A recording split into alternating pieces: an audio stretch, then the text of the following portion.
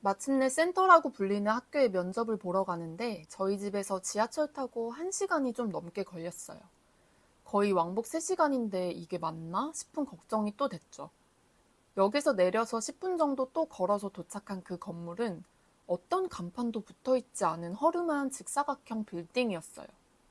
이런 데가 선교센터라고? 싶은 곳이었죠. 4층인데 엘리베이터도 없어서 땀을 흘리며 올라가서 입구문을 여는데 정말 놀랍게도 갑자기 다른 장소에 온 것처럼 어디선가 잔잔한 음악이 흘러나오고 아기자기한 인테리어의 복도가 있고 칠판까지 있는 큰 강의실이 보였어요. 밖에서 보면 이런 곳이 있으리라고는 절대 상상할 수 없는 장소였습니다. 우리가 들어가니까 마치 오기를 기다렸다는 듯이 정장을 입은 3명의 여자분들이 친절하게 맞아주셨어요.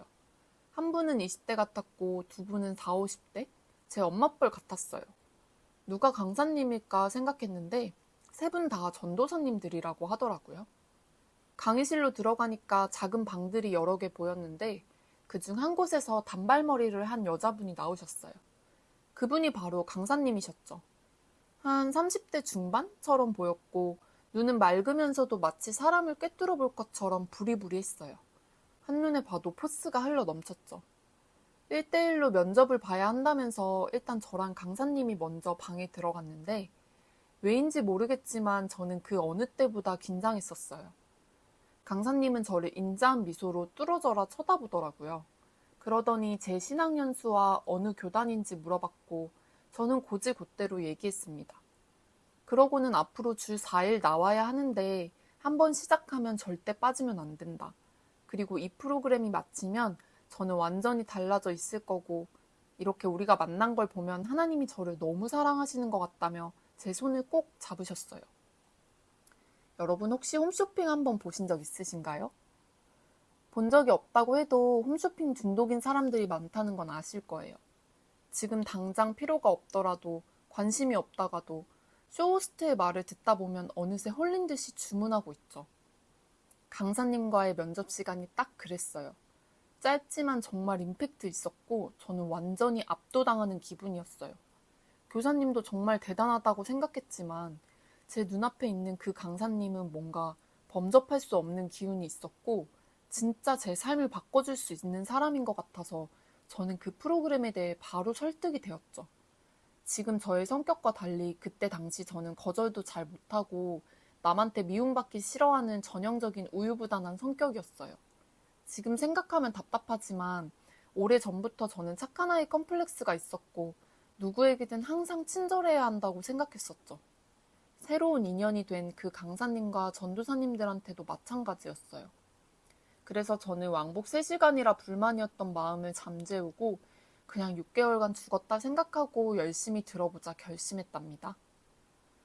수요일과 주말을 제외한 주 4일 출석에 시간은 오전 타임과 저녁 타임으로 나뉘어져 있었고 저녁 타임은 직장인을 위한 시간이니 저보고 오전에 오라고 해서 저는 아침잠이 많은 사람인데도 불구하고 가족들한테는 알바에 가는 척 센터를 갔어요. 첫날 OT에 갔는데 약 30명 정도 되는 사람이 있었고 각각 담당 전도사님이 배정된다고 했어요. 저는 처음에 봤던 어머니뻘의 우아한 전도사님 반으로 배정이 됐어요. 그곳에서 저는 막내였고 정말 다양한 연령대의 사람들이 보였어요.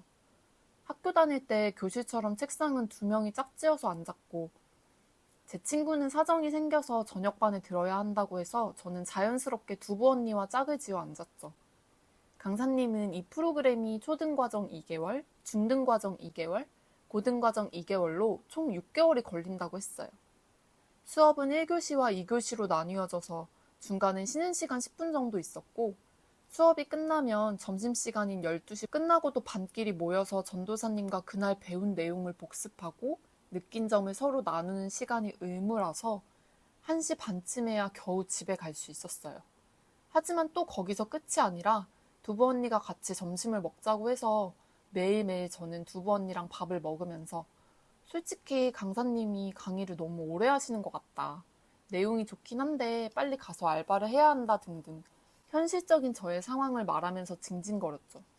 두부 언니는 그 내용을 들으면서 저의 온갖 정보와 그날 저의 심경, 기분을 파악할 수 있었고 실시간으로 윗분들에게 보고와 피드백을 받고 있었어요. 그래도 시간이 지날수록 그 프로그램의 동기들 중 제가 제일 어려서 그런지 어르신분들은 저를 애기라고 부르면서 신기해하시고 먹을 것도 계속 챙겨주셨어요. 이쁨을 많이 받아서 저는 기분도 좋았고, 강사님은 오전반과 오후반 각각 반장이 필요하다면서 마치 학창시절을 연상케 하는 분위기에 동기들끼리는 금방 정이 들었고 다들 즐거워했죠. 저는 연세가 드셔서 필기를 따라가시지 못하는 분들을 도와드리면서 어느새 자연스럽게 그 과정에 녹아들고 있었습니다. 그러다가 사랑이 넘치는 동기들 때문이 아니라 교리적으로 제 마음을 빼앗겨버리는 시간이 찾아왔어요. 그 이야기는 다음 에피소드에서 말씀드리겠습니다. 시청해주셔서 감사합니다.